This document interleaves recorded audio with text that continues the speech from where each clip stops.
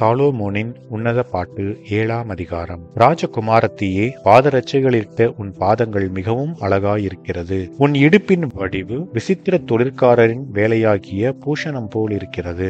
உன் நாபி திராட்சரசம் நிறைந்த வட்ட கலசம் போல் இருக்கிறது. உன் வயிறு லீலி புஷ்பங்கள் சூழ்ந்த கோதுமை அம்பாரம் போல் இருக்கிறது. உன் 2 ஸ்தனங்களும் வெளிமானின் இரட்டை குட்டிகளுக்கு சமானமாயிருக்கிறது. உன் கழுத்து யானை தந்தத்தினால் செய்த கோபுரத்தை போலவும், உன் கண்கள் எஸ்போனிலே பத்ரபீம் வாசலண்டையில் இருக்கும் குளங்களைப் போலவும், உன் மூக்கு தமஸ்குவின் திசையை நோக்கும் லீபனோனின் கோபுரத்தை போலவும் இருக்கிறது.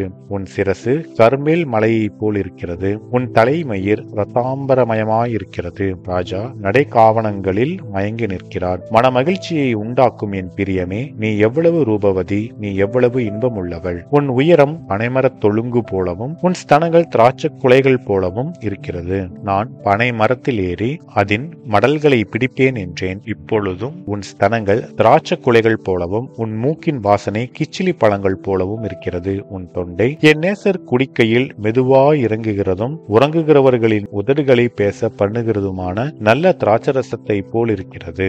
நான் என் நேசருடையவள், அவர் பிரியம் என்மேல் இருக்கிறது.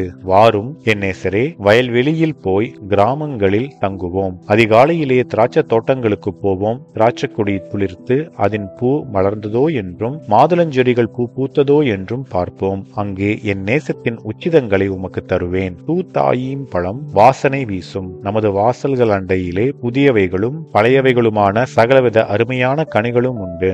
என் நேசரே, அவைகளை உமக்கு வைத்திருக்கிறேன் என்பதே. ஆமென்.